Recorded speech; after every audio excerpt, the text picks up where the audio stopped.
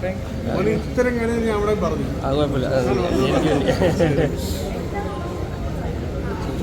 അപ്പോൾ അല്ല, ഇപ്പോൾ ഇന്നലെ ഇറങ്ങി നല്ല റിവ്യൂസ് വരുന്നുണ്ട്, അസൽ റിവ്യൂസ് വരുന്നുണ്ട്. പിന്നെ ഇതൊരു യൂഷ്വൽ സിനിമയല്ല, ഒരു യൂഷ്വൽ സിനിമയുടെ പാറ്റേൺ അല്ല.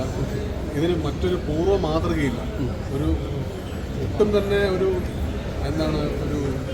ലൈക്ക് എ പ്രോട്ടോടൈപ്പ് എന്ന് പറയാവുന്നത്. ഇതൊരു പ്രോട്ടോടൈപ്പായി മാറട്ടെ എന്ന് നമ്മൾ ആഗ്രഹിക്കാം. ഇത് ഇങ്ങനത്തെ ഒരു സിനിമ ആദ്യമാണ്. അപ്പോൾ അങ്ങനെ ഒരു സിനിമ കാണുന്നതിൽ, അല്ലെങ്കിൽ ആ സിനിമയെ അപ്രോച്ച് ചെയ്യുന്നതിൽ, ആ സിനിമയിൽ വിശ്വസിക്കുന്നതിൽ ഒരു ഡിലേ എന്തായാലും ഓഡിയൻസിൻ്റെ ഭാഗത്ത് നിന്നുണ്ടാവും. അപ്പോൾ ആ ഡിലേ എത്രയും പെട്ടെന്ന് തീരട്ടെ. കാരണം ഇപ്പം ഞാൻ നേരത്തെ പറഞ്ഞു, ഇപ്പം മലയാള സിനിമയിൽ കണ്ടുവരുന്ന വളരെ അപകടകരമായ അല്ലെങ്കിൽ ദുഃഖകരമായ പ്രവണത എന്ന് പറയുന്നത് ആദ്യത്തെ 3 ദിവസം ഒരു വലിയ സംഖ്യ തിയേറ്ററുകളിലേക്ക് ഇട്ട് ആളുകളെ കൊണ്ടുവരേണ്ടി വരിക എന്നുള്ളതാണ്. അത് എത്ര രൂപ ഇടുന്നുള്ള കേൾക്കുമ്പോൾ നമ്മൾ ഞെട്ടിപ്പോകും. അത്രയധികം പൈസയാണ്, ഓൾമോസ്റ്റ് ഒരു സിനിമ ചെയ്യാനുള്ള പൈസയാണ് തിയേറ്ററിലേക്ക് ആളെ കൊണ്ടുവരിക. എന്നാൽ ഇതേ തിയേറ്ററിൽ ആളെ കൊണ്ടുവരുമെന്ന് നമ്മൾ വിശ്വസിക്കുമ്പോൾ ആ തിയേറ്ററിനകത്ത് വരുന്ന നമുക്ക് 12 പേരെ ഉണ്ടാവുള്ളൂ. ഇത് ബുക്കിംഗ് മാത്രമേ നടക്കുന്നുള്ളൂ പലപ്പോഴും. സോ അതൊന്നും ഒരു ഫുൾ പ്രൂഫ് ആയിട്ടുള്ള മെത്തേഡല്ല. നമുക്കൊരു സിനിമ സക്സസ് ആവേണ്ട ഒരു മെത്തേഡല്ല എന്ന് തോന്നുന്നു.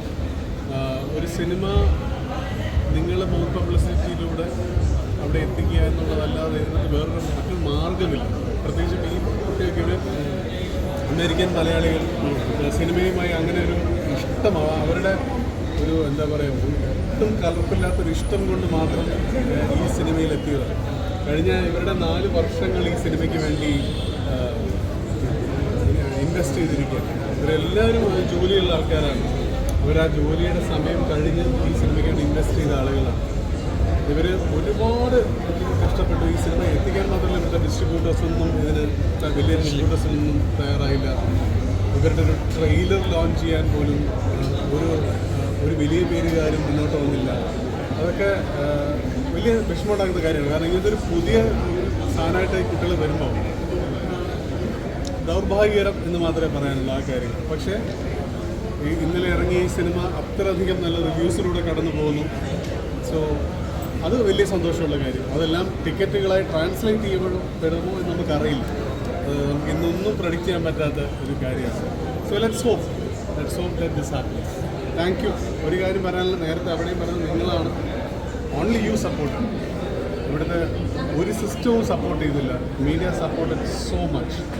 അത് എനിക്ക് തോന്നുന്നു ഇവരെല്ലാം കണ്ട്, ഇവരെല്ലാം പരിചയപ്പെട്ടതിന് ശേഷം നിങ്ങൾക്ക് എല്ലാവരും ഇവരുടെ വളരെ അടുത്ത ആൾക്കാരായി മാറി, നിങ്ങളുടെ എല്ലാവരുടെയും. സോ ഇവരുടെ വിജയം നിങ്ങൾ ആഗ്രഹിച്ചുകൊണ്ടാണ് നിങ്ങൾ കൂടെ നിന്നത്. സോ അത് ഇനിയും തുടർന്നുണ്ടാവട്ടെ. അതുകൊണ്ടായാലും പ്രേക്ഷകരെത്തണം, എന്നാലേ കാര്യമുണ്ട്. എത്തുമോ അറിയില്ല. നല്ല റിവ്യൂസ് ഉണ്ടായിട്ടും ആൾക്കാർ വരാത്തത് എന്തുകൊണ്ടാണ്? നല്ല റിവ്യൂസ് ഉണ്ടായിട്ടും എന്തുകൊണ്ട് വരുന്നില്ല എന്ന് എനിക്ക് പിടികിട്ടുന്നില്ല. ചിലപ്പോൾ ഇറങ്ങുന്നുണ്ടാവില്ല. ഇതിപ്പോൾ ഈ പടത്തിന് മാത്രമല്ല, കഴിഞ്ഞ കുറേ കാലമായി നല്ല സിനിമകൾ ഉണ്ടായിട്ട് പോലും വന്നിട്ടില്ല എന്നാണ് ഇപ്പോൾ തിയേറ്റേഴ്സ് പറയുന്നത്. അറിയില്ല എന്തുകൊണ്ടാണ് എന്നുള്ളത് അറിയില്ല. നല്ല ചൂട് കാലത്ത് തിയേറ്ററിൽ കയറി ഉണ്ടായിരുന്ന ആൾക്കാർ മഴക്കാലമായപ്പോൾ തിയേറ്ററിൽ അധികം ഇല്ലാന്ന് അറിയില്ല. എന്താ കാര്യം അറിയില്ല.